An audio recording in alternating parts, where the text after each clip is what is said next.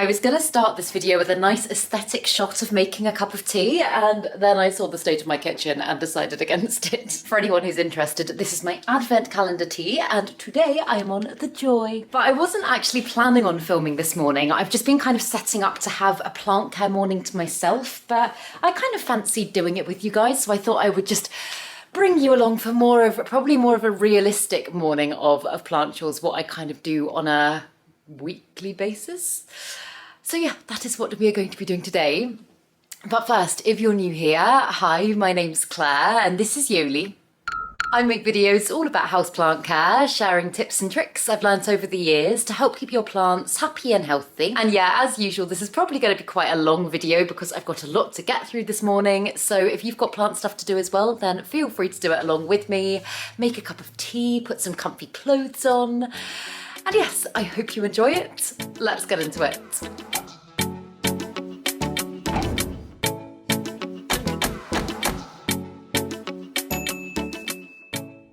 So I thought I'd start with something that I've been putting off for a couple of weeks now, and I don't really know why I've been putting it off. It's just something that needs to be done, but you know, when things just get a little bit niggly sometimes, and the longer you leave them, the harder it is to get started. That is how I feel about these plants. So I've got two very unhappy, or I mean, one more so than the other, but not very happy looking pothos plants that have been through by Ross's office area. And to be honest, I think they've just both been really, really neglected over the last couple of months in the time that Ross has been moving in. And I think what I'm probably gonna do, I'm gonna get them both out of their pots and have a look at the roots. This one's looking much perkier and healthier, but it has lost quite a lot of leaves. And this one's just looking very straggly and it needs a good prune back. But I'm thinking I'm probably gonna pot them up together and try and get kind of a bigger, fuller, healthier plant going. Oh, and I have not wiped my potting mat down in quite a while. It is very dirty. That's gonna be a job for later today because I can't be bothered to do it now. Also, since Ross has moved in, we've acquired so many remote controls. I honestly only know what one of them does. Where do they go? I don't know. They don't have a home and it stresses me out. Okay, right. Oh, they're very tangled, but this one is the slightly healthier looking one. But as I say, like, look at that stretch there. That's a whole bit of vine with no leaf at all. And it's very unlikely that new leaves are going to stem from that point unless I give it a good chop back. So let's start with this one. I think it's going to be easier to do them one at a time. It's really hard to know where to start when there's this much vine, but I think probably starting with just a chop back of that sparse area is probably going to be the best thing. Can maybe start a little prop box. So yeah, got that big long one, so I'm just going to put that to one side and I can decide what to do with that afterwards. And then the other vine, although there's a little patch that hasn't got any leaves, I think I'm going to leave that. I think I'm going to leave that as it is. And then the rest of the plant looks okay. So I know with Epipremnum, for some strange reason, they are the easiest plants in the world on the whole. They're really laid back, they can take a lot of neglect. But sometimes I find that when you repot them and you mess with the roots a lot, they go downhill very quickly. They can be quite sensitive to change. Oh, in fact, I'm just looking at the roots. There's a lot of healthy roots here. There's a lot of very full, pale ones, which is good, but there's also some that are a bit smushy towards the bottom. So I was saying about not messing with the roots too much. I think I'm going to have to because I don't want, yeah, look at that. That's literally just pulled away. I don't want there to be any rot that spreads further up the plant. So I'm going to just gently detangle them the best I can. Oh yeah, there's some that definitely need a trim back. Like, look at the end of that root there. Can you see? Oh, that literally just pulled away. But the good thing is the majority are actually looking okay. This has been in this LHO pot, and although it's had a nursery pot inside it, I don't think so this is one of Ross's plants from his place. I don't think this has been taken out to be watered, so this could explain why it's got a little bit of root rot. I also said this in a video the other day, but since Ross has moved in, I've been really, really bad at monitoring the plants in the kind of office bedroom area. I think just because like I'm very good at like dealing with what's in front of me. Like it's rare, it happens, but it's rare that this room gets very neglected plant-wise. I think because I'm in here all the time, I kind of just potter around with my plants throughout the day. I can kind of address things as and when I see them. But I've always found, to be honest, I've always found that room a little bit harder to keep on top of. And I was speaking to my friend Emma about this a while ago, and she was saying that maybe this is before I did like the room transformation and put the mezzanine in and everything. She was saying that maybe it's because it's a bedroom, it's more of a relaxed space. Maybe I feel like I don't want to be as productive in there. And although I think there is absolutely some truth in that, I think it's also just, I don't go into that space often enough. It's easier to turn away from the issues in there, is what I'm saying. In this room, I'm kind of faced with things if they're going wrong and I have to deal with them. Whereas in there, I just kind of play ignorant a lot of the time. So yeah, that's, if anything, got even worse since Ross has been here. Hence why these have waited such a long time to be dealt with. And we did actually have a plant care evening in there together. Also, that's all I'm going to do to those roots. I'm just going to lightly detangle them. I'm not going to worry about getting all the soil off. I'm pretty happy with them on the whole. I've got most of the rotty bits off, so I'm going to say that one is good to go, and I'm going to have a look at the worst plant. But no, as I say, we had a plant care evening together through there the other day, and it was really nice actually. I brought my big yucca in from the balcony, something that I've been saying I need to do for such a long time.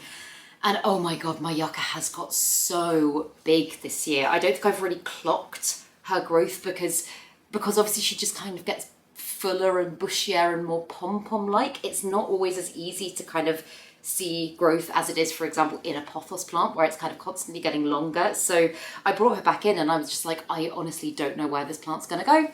I still think that I might need to maybe keep it outside my front door of my flat. I'm not sure how my neighbours are going to feel about that, but it just takes up so much room. So our plant care evening started with trying to find a home for the yucca, and then we just got a little bit carried away and ended up doing lots of watering, which was really fun and definitely necessary. But yeah, this is the one that is looking not good at all and is definitely going to be needing some pruning back. It's got lots of yellowing leaves. I've actually pulled quite a few yellow leaves off it already, so it's not looking as bad as it was. It was looking awful the other day. But I can see actually it's got like a dead section of vine just here, so I'm just going to chop that back. It's rare that you see this actually, but you can see that vine has gone completely yellow, so I'm not even going to try and chop and propagate that. I'm just going to put that in the bin pile. And then with a lot of these, I think it's just going to be the case of kind of neatening up the ends, because this one's got big gaps towards the ends of the vine, and I think if I just give them a little bit of a trim back, it should just encourage some more growth points to activate further up the vine. Yeah, like that. Look, that is just completely bare.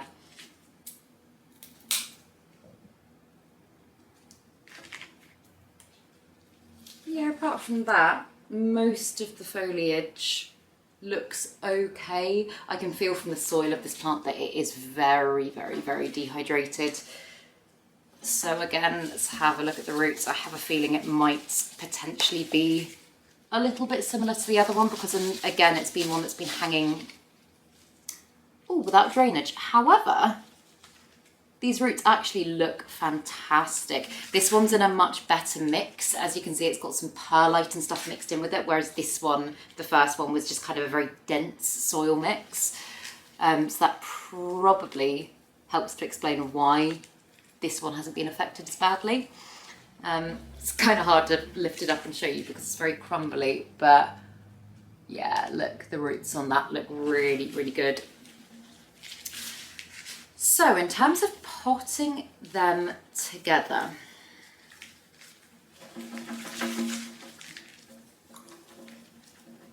Trying to think what size pot I'm going to need.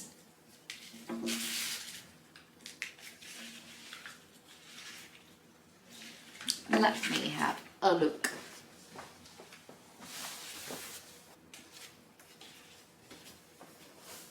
Thinking maybe something like that. I think that's probably like a 15 centimetre or something. Yeah, I think that's going to be loads of room. Perfect. And that also leaves quite a bit of space as well, so that when I've chopped and propagated the other cuttings that I chopped off the plants, then I can essentially just pop them all back up together and get a lovely full plant going. So that is the plan. Cool, let's do it. And I've just got some of Soil Ninja's base mix here, which will be absolutely fine for these ones. Sometimes I mix in other things like horticultural charcoal and bark and stuff, but for a pothos plant, I think this should be absolutely fine.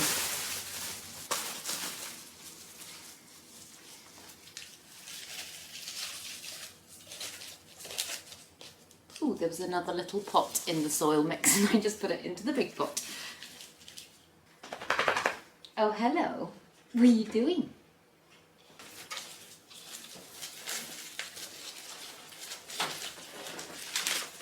Oh, hello, darling. Hello, darling. I assume this is a present for me. Is it a pony? It's a pony, you guessed They got me a pony. Say hello, Ross. Hello, Ross.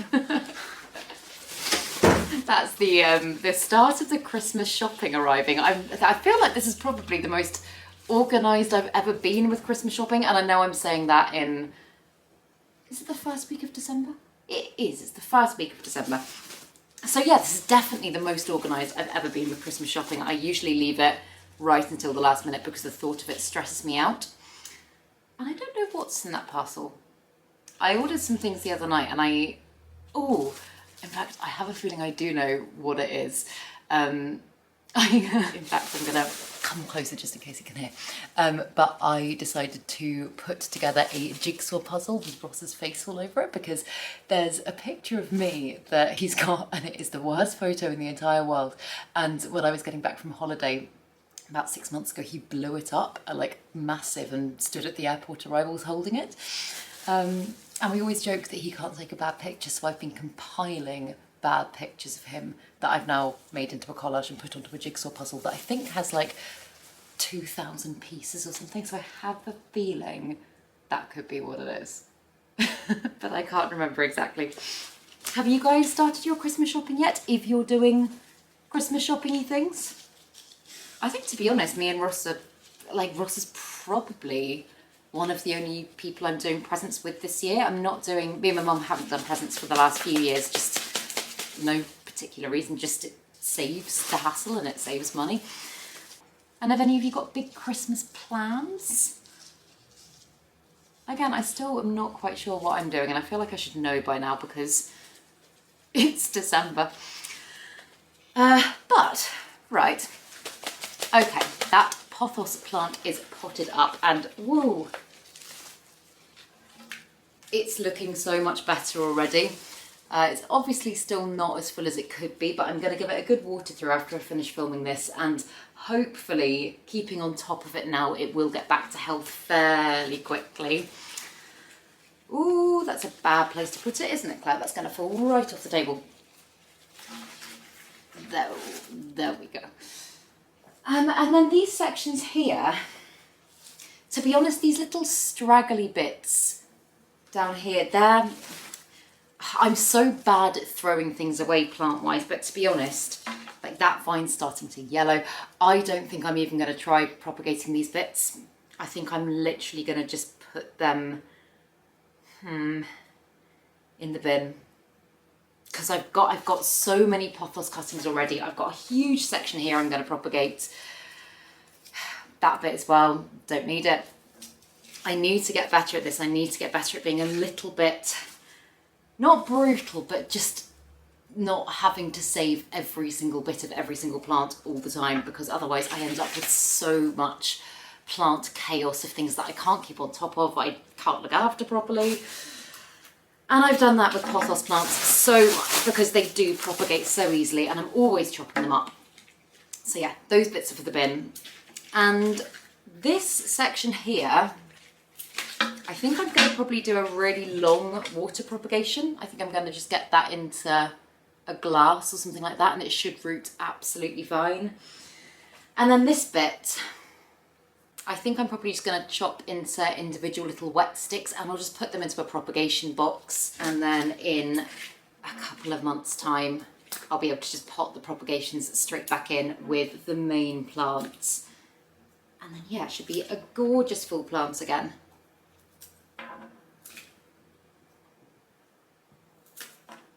So yeah, that's all of the wet sticks that I've got.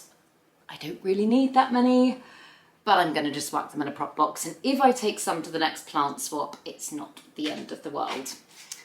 The other thing I could do as well, if I wanted to make this plant a little bit fuller, I was going to say quicker, I don't actually know if it would be quicker, but what you can do is you can just kind of take one of the vines and wind it around the top of the soil and then pin it down into place, because then all of the nodes will just activate and it'll help to encourage some new growth points. And in fact, that's a bit that I could do it with quite well, because I have got a sparse bit at the top of the vine, so maybe I will do that.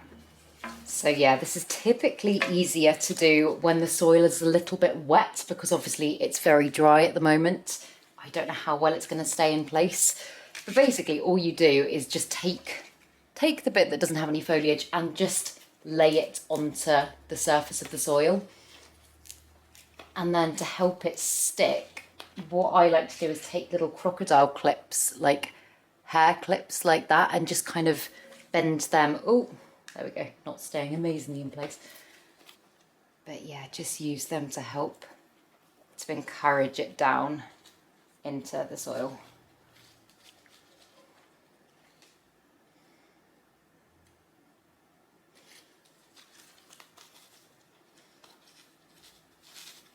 And once that's had a really good water and the soil kind of holds its shape a little bit better, that should just secure that vine in place a little bit more than it is at the moment. And then all of those aerial roots will be able to grow down, and in theory, new growth should then be able to spring from every single node here as well, just helping the plant to fill out. So yeah, I'm gonna give it a water.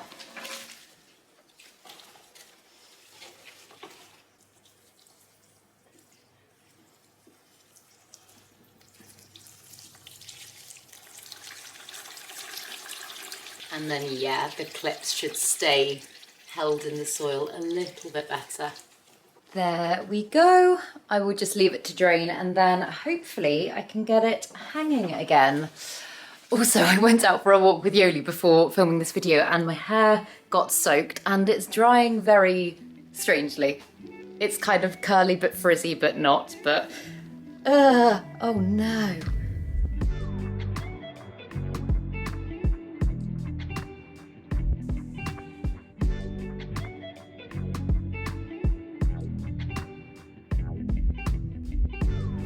And then something that I've been meaning to do for a while, it's just a little thing, but is fill up my Monstera dubia's moss pole with sphagnum moss, because when I extended it, fairly recently actually, but when I extended it, I basically just decided to leave a gap there because it didn't need moss at the top. But this plant is growing like crazy. I know I've given you a few updates on it recently, but like that is its most recent leaf and it is coming out like an inch more by the day. So I think in the next couple of days it will probably be unfurled. And I did actually have fungus gnats living in the moss pole for a little while, and I've been watering it through with nematodes and I've been using yellow sticky traps, and I haven't seen any for a while, so I am gonna just take this off. But yeah, as you can see, there have been quite a lot of them. So yeah, I'll probably keep that to one side. It does still have some stick on it. In fact, I might put it in my cabinet because I have got fungus gnats living in my cabinet at the moment. But yeah, then I'm just gonna fill the rest of this up with moss. And I know some of you have asked about using moss poles with semi-hydro, because I am growing my Monstera dubia in a Lechuza pond mix at the moment. And so long as you don't fill your moss pole so that it's going down into the semi-hydro, then I found it to be absolutely fine. I typically just fill my moss pole to the point at the bottom where no moss is coming into contact with the semi-hydro, if that makes sense. And that's worked really well for me. I haven't had any issues doing it that way. So that's what I have found to work best. And semi-hydro for this one is keeping this plant so happy. I wasn't quite sure about it when I first made the transfer, to be honest, because I haven't grown Monstera in a pure semi-hydro mix ever. I'm saying ever. I don't think I've done it long term ever before. And it was a little bit of a gamble, but I was just loving Lechuza pond at the time, and I was like, I'll give it a go. And you know what? It's kept the plant very happy. So I'm glad I did it. Oh, but this actually isn't done up at the back here, so I'm going to need to find some cable ties. And I'm not sure I've got more cable ties. Have I got more cable ties? Let's have a look. So I found 2, and they will do for the time being, but ideally I'd like them going all the way up, so I'm going to have to hop on Amazon later and order some more, or just get into the cupboard of chaos. I'm sure I've got some in there somewhere.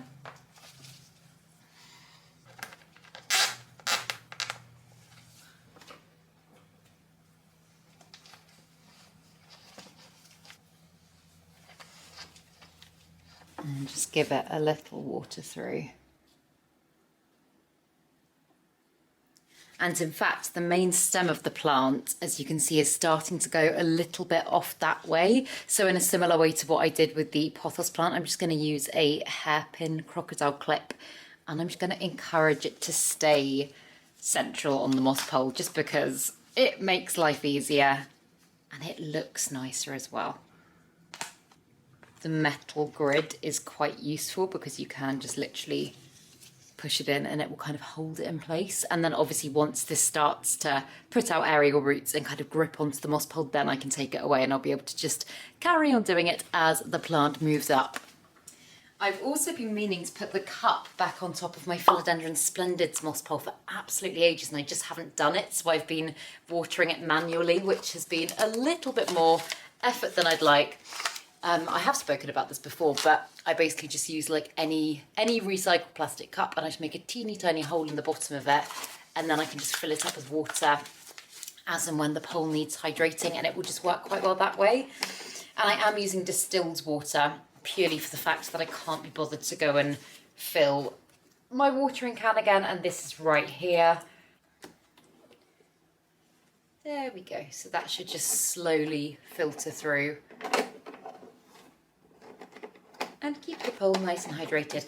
Also, look at this new leaf that she's about to give me.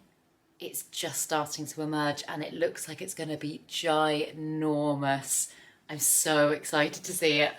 And then the shingling section of my dubia here. I absolutely love the shingling section, but obviously it is still growing very, very quickly. I actually thought keeping it over here at this time of year, it would slow down because this doesn't receive that much natural light. But as you can see, it is just growing off the plank, and I've chopped it back. How many times have I chopped it back since I took the big section off it? 2, 3. This is the third or fourth time chopping it back.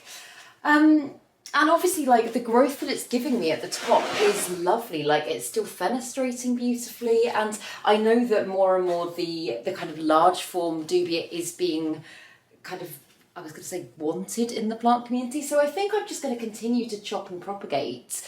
And then I can either pot some back up with my big form and just get it bushier, or I can potentially swap it for something else. Because yeah, if you look at the back of this section, the aerial roots just there are crazy. Once I've chopped it, you'll probably be able to see a little bit better. But yeah, I'm just going to do what I keep doing and just give it a chop. That's what they're looking like. So as you can see, that is going to root really, really, really well. And that is the cutting, which is really beautiful. And what I found works best, so Monstera dubia propagation is something that I've kind of struggled a little bit with over the years, because I think unless you start with aerial roots, it can be quite difficult to get the cuttings going. And what I found works really well doing it this way is if I let it grow off the plank, when I see the aerial roots are getting to a point where they're wanting to kind of grip on and attach to something, I'll give it a chop. I'll leave it for kind of like half a day to just callus over, just to avoid the risk of it rotting. Once it's calloused, I'll put it into sphagnum moss to start with, and then once I can see that the aerial roots have kind of started to take and maybe grown to like an inch or two, then I transfer it to semi-hydro. And that is how I've been doing it so far. And all of them have rooted this way. So that's what I'm gonna continue to do. Because yeah, that's a really beautiful cutting. And whether or not I keep it for myself or I give it to someone else, I feel like I can get it growing well. So for now, I'm just gonna put it to one side, and then probably either later this evening or tomorrow, I'll put it up. And I've just noticed that one of my Philodendron Jose Bueno's leaves is starting to yellow. And although that can be normal at this time of year, typically with this plant, that is not something that I've encountered before. So I'm just gonna give it a little check and make sure, whoa, it's crammed in here. Make sure that everything is okay with it. Oh my God, so I have staked the plant now. I haven't got it on a moss pole, I have just staked it, even though it has got really good aerial roots. In fact, the aerial roots have gone fairly crazy since the last time I properly looked at it, so maybe I should switch it out for a moss pole. But yeah, I can see that leaf is obviously on its way out, and I've got another little one here. Ooh, it's a little bit... hard to tell if that's pest related. It's a little bit mottled on the back of the leaf. I'll bring it by the grow light actually so I can show you. Yeah, so often bringing it up to the grow light you can just see a little bit better. And I actually can't see any signs of pests, but do you know what I mean? Like, it might just partly be because it's yellowing, but it doesn't, the texture of the leaf doesn't look quite normal. It almost looks like spider mite damage. But I can't see any other signs of spider mites on here, so I think I'm probably gonna have to just check the rest of the plant. So yeah, I've taken this leaf off the plant. Obviously it's not bouncing back, it's not doing the plant any favours. I can't see any actual pests on this leaf at all. So I'm just gonna have a good check over of the rest of the plant.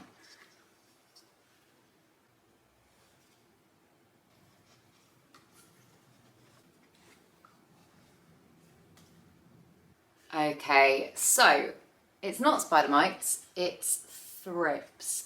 And I'm not sure if you're going to be able to see that well, because they are very immature thrips. They're still the very pale yellow ones, but I can see a couple on the back of this leaf.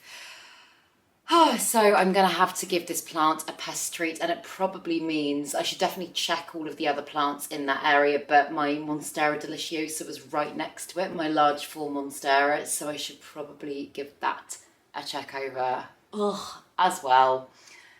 But yeah, for now I'm going to just mix up some horticultural soap and give this one a really good wipe over.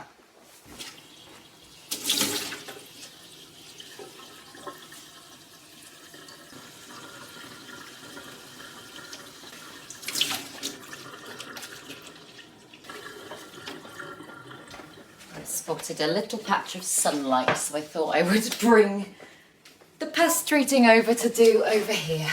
So yeah, it's not bad from what I can see. It's literally only a few, but that's the only thing that I can think of that would have caused the yellowing and kind of mottledness of that leaf, because typically in the time that I've owned this plant, I found it to be really, really hardy, and it's literally given me no grief at all.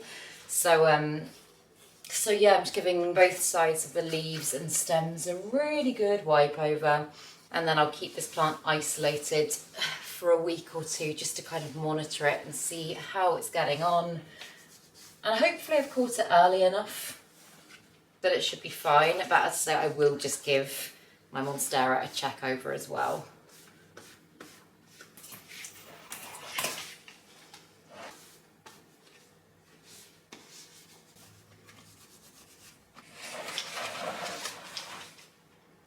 And I've just given my Monstera a look over in its position, like in the place that it's been, and I can't see anything.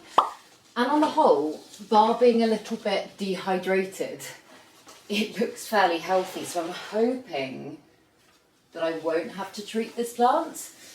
But I thought I'd just give it a little water as well, because it is definitely due for a water.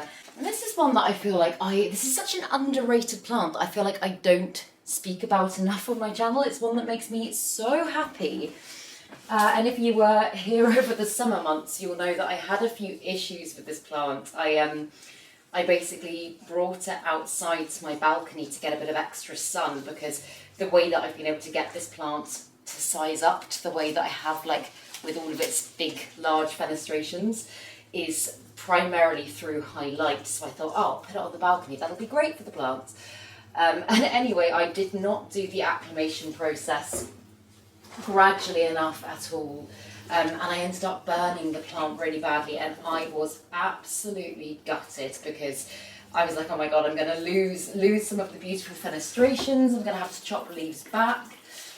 And I did actually mention this in a confessions video that me and Emma filmed quite recently on her channel, but I basically decided to, so there were lots of very dead brown patches on the plant's leaves like that you can see there.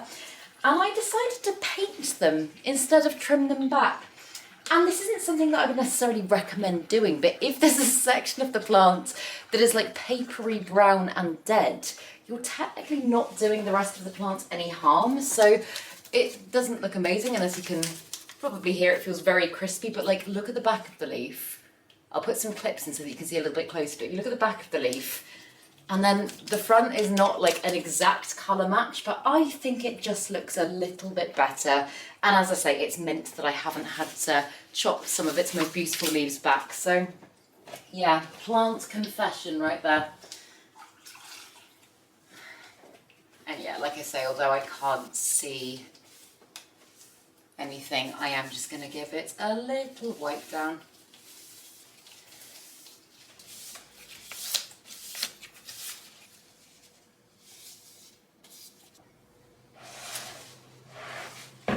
I can also see a really big aerial root that the plant started putting out, and I'm just gonna bury that down in the soil to encourage it to root down further and offer the plant more nutrients. So I know I've got quite a lot of plants over here that need attention. I've been looking at them for a few days and I just haven't got around to doing anything. So I'm gonna have a look at them one by one and see what needs addressing. Oh, in fact, I can see one. Oh my God, I can see a dead one. This is sad. God, this has happened quickly. I mean, it's not the end of the world because I've got like a million of these plants, but it's a little Pilia peperomioides, one of my propagations, that has just given up with life. Look at that. Oh my goodness, literally, that happened so fast. Okay, right, well that's one for the bin. But like I say, I have got so many more. And this is my Hoya Crimson Queen, and I got this one out of a prop box in a Patreon video recently because I chopped this plant up about 8 months ago. Also, I was going to say, I'm watering them. I've got my little watering station set up here, and I'm just gonna, if nothing else looks fine, just give them a water through. But yeah, I chopped this one up about 8 months ago, and it's just been living in a propagation box, and it's been doing really well, but I just haven't got around to doing anything with it. And it was giving me some amazing aerial roots. Like, the aerial roots had just kicked off, and I was like, okay, I think I'm gonna chop this plant up instead of keeping it as one long vine and get it potted up to kind of hopefully be the start of a big full plant. So yeah, that is what I've done. And it is quite a slow growing one. Even in the prop box, it's been quite slow growing. So I'm not expecting anything miraculous, but I'm hoping that as time goes on, it will give me some lovely growth. And then I've got a very random cutting of Paraiso Verde here. I've got loads of Paraiso Verde cuttings now, to be honest, and I should just pot them all up together. And I just haven't got around to doing it yet.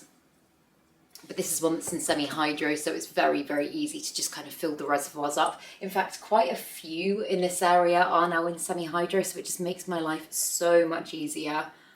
But look at the variegation on that leaf. Isn't that beautiful? It was doing better in my cabinet, to be honest, but I just ran out of room in there, so I've had to clear out quite a lot of stuff. Yeah, here I've got another little Pilia propagation that is doing well. This is one in semi-hydro. Again, easier to monitor. I'm trying to work out if that's a pest of some sort on the new leaf. Like, if you look at the teeny tiny little leaf, that one there. Oh, I don't think it's going to focus. There's something there and I can't work out if it's... I mean, I'm going to squish it, whatever it is. I think it's just fluff, but my brain always gets scared and goes straight to mealybugs. It looks fine otherwise.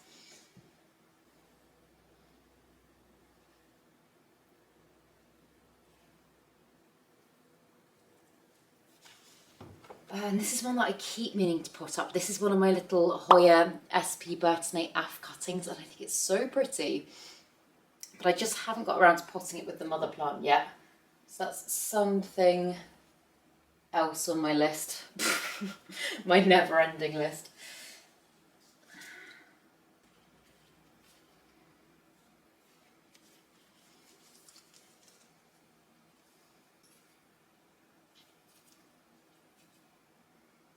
And this is a plant that is massively thriving on neglect. It's my Peperomia Ice Queen. I got this when I first moved in. And although, I mean, like, it obviously could be doing better, its growth is very much forward-facing. Did I say Pilia or Peperomia? If I said Pilia, I meant to say Peperomia. But I've not always had the biggest success rates with Peperomia. They can be quite finicky plants. And this one arrived in not a great condition, to be honest. Like, it wasn't looking amazing when I first got it. But I put a few sections of it into my prop box and it seemed to take fairly well. And I've potted a couple of sections back up with it now, and it's a plant that I really just don't do anything to. Like, this is my first time watering it in at least 2 weeks. I let it go pretty much bone dry. As you can see, it's not in the highest light spot in the world. Like, I don't currently use grow lights under this section, and it's just giving me loads of new growth, which I'm really quite surprised about because it doesn't feel like it should be. But it's clearly happy, so I'm not going to worry too much. But yeah, I just love the colour of its leaves. I think it's such a gorgeous plant.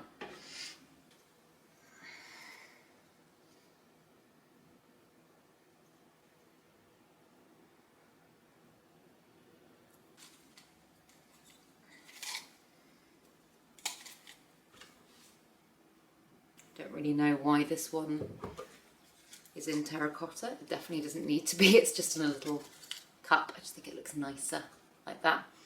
But this is the Epipremnum skeleton key, and I've said in videos recently, but I've just kind of given up trying to achieve the skeleton key form, but I quite like what it looks like this. It kind of looks similar to the Cebu Blue, and I'm just really enjoying growing it like this. So yeah, there it stays. And this is one of my recent imported plants. This is the variegated Philodendron Burl Marks. And this one's doing so well. I'm genuinely so happy with how this one's doing because I wasn't sure. I don't know, I just, like, it seemed, I was going to say not a sensitive plant. I just wasn't sure how well this one was going to do because it wasn't as robust and resilient seeming as some of the other plants that I imported. And also, again, as I say, not in the highest light spot, but it's given me lots of growth in the time that I've had it, and it's currently putting out 2 new leaves as well. So again, it's clearly happy. And I can see that this leaf just here, that's starting to unfurl has a really beautiful variegation, so I'm super excited about that. And its roots look really healthy. I know I've shown off this pot before, but I really like it. I made it out of clay and I really want to make some more pots soon. Oh, I can see a mealybug. So this is my Hoya albo vittata, I think it is. Hoya bella albo vittata, sorry. And yeah, if you look under that leaf just there, pretty sure that's a mealybug. So yeah, I'm not going to put that plant back in with the rest of the plants until I've given it a proper check and probably a little spritz down with alcohol.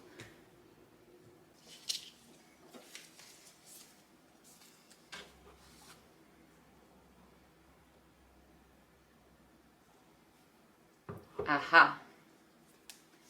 I've just discovered a source of fungus gnats. So this is my variegated Hoya macrophylla, and it is just in moss at the moment, and often damp moss is just like a breeding ground for fungus gnats. And this water does have nematodes in it, so obviously that will kill the larvae, that will stop them reproducing, but it won't deal with the symptom, which is the adult flies. And I have got, oh, it's got stuck to it. But the thing that I just took off the Monstera dubia moss pulse, I'm kind of thinking maybe I'll lay this down behind the plant, and then hopefully that will just help to deal with that. Oh, I've always got to be so careful with the yellow sticky traps that they don't get stuck to the foliage of the plants, because if they do, it rips so easily.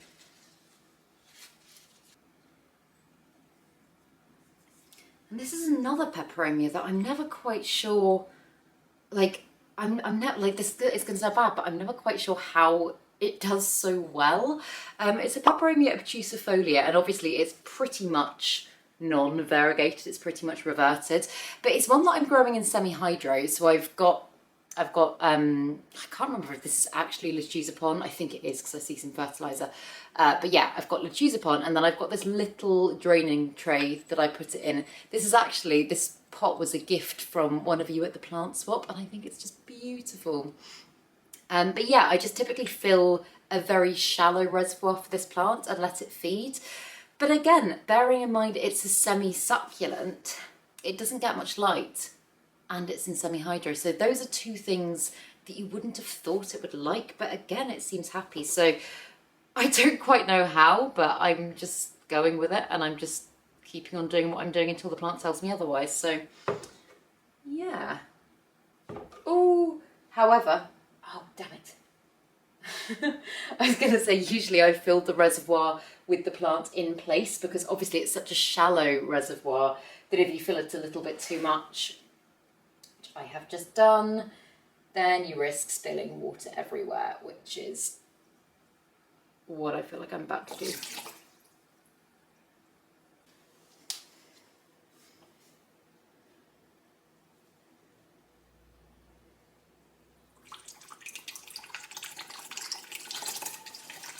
And the name of this one always escapes me. It's a Tenanthe of some sort, and I can never remember exactly what it is. I'll put the name on the screen. But this is one that I put into semi-hydro about 8 months ago now, I think. Oh, just poured some of it out the pot. But it has literally been the lowest maintenance, easiest plant in semi-hydro. And I know this is one that some people have messaged me before saying that they're struggling with quite a lot. And I've said it for Calathea as well, which obviously is in the same family, but semi-hydro is literally like your best friend when it comes to plants like this, because apart from the occasional pest check, all I do now is literally just fill up its reservoir and make sure it's got water in there. It is so simple. And I was just checking on my Rhaphidophora foraminifera, and this is one that I got as a cutting at the plant swap recently. I was just checking on it, and I stupidly went to pick it up by the stem, and I've pulled it out of the little jar I was propagating it in. but I can see it has got, ooh, it has got some really good roots. And I'm not quite sure if I would have chosen to pot it up at this stage. I think I might have left it another, I don't know, few days, week. But I'm kind of thinking, I mean, let's get it over into the kitchen and I'll get the moss off and I'll think about the next step because I have some thoughts. I've just attempted to clear a little bit of the kitchen mess so that you don't have to look at it. But yeah, so I'm gonna just take as much moss off as I can just so that I can have a proper look. Its root system isn't huge, but I'm thinking I'd quite like to get it into, surprise, surprise, semi-hydro, just because all of the other Rhaphidophora, bar my Tetrasperma that has recently gone wrong, but bar that one, have done really well in semi-hydro. Oh my goodness, and it's starting to give me a growth point as well, yay!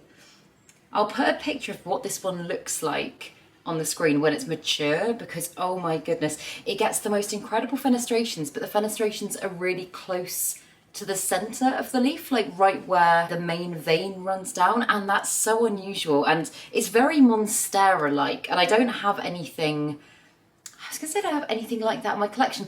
I guess the closest I've got would be the large form of my Monstera dubia, but as I say, that one has fennies at the outside as well, so I'm really, really excited for this one, and I'm so happy it's rooting, because whenever you get a cutting, particularly if it's not a top cutting, if it's a mid cut, it always makes me a little bit more nervous because I'm like, oh God, it feels like stuff's more likely to go wrong with it, especially at this time of year when there's not as much natural light, the temperature's a little bit colder. It's not ideal propagation conditions, and I've tried so hard to keep it as stable as I possibly can for this plant. And I'm just really happy that it has worked.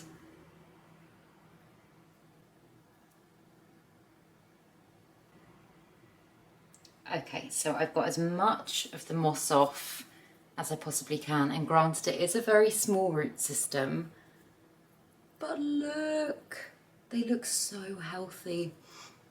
So yeah, I'm gonna use a very, very small container because obviously these are tiny roots. I don't want to overwhelm them, but I think they can probably take the transition to semi-hydro at this stage if I do it very gently and gradually. So yeah, cool, let's do it. So I've got this jar, which I know is fairly big. It's not like the smallest container in the world, but apart from that, I've only got very old plastic cups, and I feel like I want to, I mean, to be honest, I could go in, I could just wash that jar out and go in with that jar again. However, what I was thinking is I could just fill the semi-hydro lower in this. I'm just being lazy, aren't I? I could absolutely just reuse the jar. You know what, I'm just going to give this a wash out and I will reuse the same jar. This is just me creating more tomorrow Claire problems, so I'm going to do that first. Bear with. Okay, amazing. That took all of 5 seconds. I don't know why I was being so lazy about it. Also, side note, if you guys don't have one of these bottles, you should absolutely get one. I'm sure they do them in bigger sizes, but I actually got this idea from someone on my Patreon who was showing how she watered her plants when we did little plant tour videos recently. But I just find them really useful for going around and like topping up propagations. You literally just fill them with water and then just squeeze them and water comes out. Yeah, I find it much easier than filling up a full watering can. And oh, for goodness sake, also, I've just brought soil over instead of semi-hydro. Bear with again. There we go. The bags look very similar. But yeah, I don't know why, it's just, I'm finding it easier to keep on top of some of my smaller plants just going around with this. I think it's definitely just a mental thing that, I don't think there's any kind of logic in it, but it's helping me, so who knows, maybe it would help some of you as well.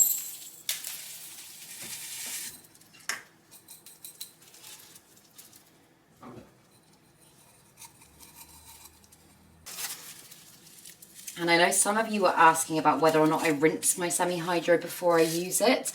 And to be honest, I used to be, in fact, I say used to be, I still sometimes am really bad when it comes to this. Again, it is just pure laziness. I just can't be bothered.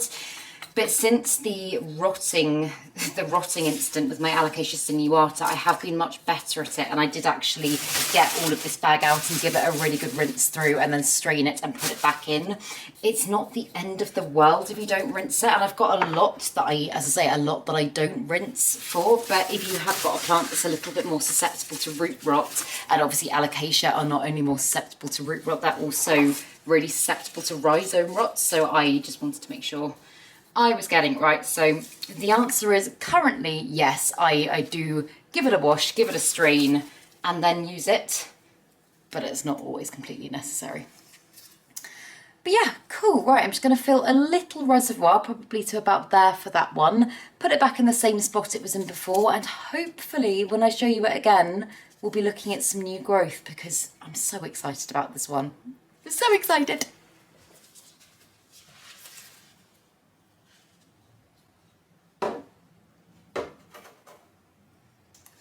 Just another little update for you. My Philodendron gigas, which again was a plant swap one, I'm not sure how well you can see because I know the light's behind me at the moment, but the last time I showed you it, I said it was giving me a little new leaf, which is really exciting. It's also got another one coming up there now as well. So this one's probably going to be next on the list to pot up. It seems a little bit slower to root. It has got one main root that I can see running down just there, but I think I'm probably going to give this one another couple of weeks maybe and then put it up.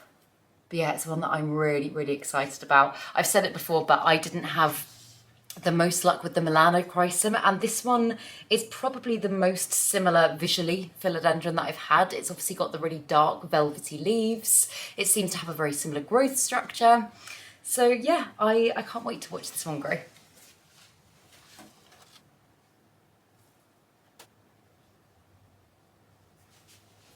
And seeing as I haven't found anything, I am just going to put this one back in its spot where it was before, because to be honest, it's fairly isolated in this corner. Like, it doesn't come into direct contact with any other plants. And it's also just obviously a very big plant to have to keep in complete isolation. I actually don't have space to be able to do that, so this feels like the best possible option. And then I'll keep the Jose Bueno away from it for the time being, and then hopefully it won't be too long until I can get them both back into their spots and they will be fine again and looking lovely and healthy, because yeah, it's always a bit of a nightmare when you've got lots of plants crammed quite close together if they start having issues with pests. But I'm hoping, fingers crossed, I have caught this soon enough. But yeah, that's pretty much everything I wanted to get through today. I've still got a few little bits of watering and stuff to do, but I never feel like that's particularly interesting, so I'm probably just going to crack on with that off camera. But yeah, I hope you enjoyed this video, and if you did, please make sure to give it a thumbs up, subscribe to my channel, have a lovely day, and I will see you in the next video.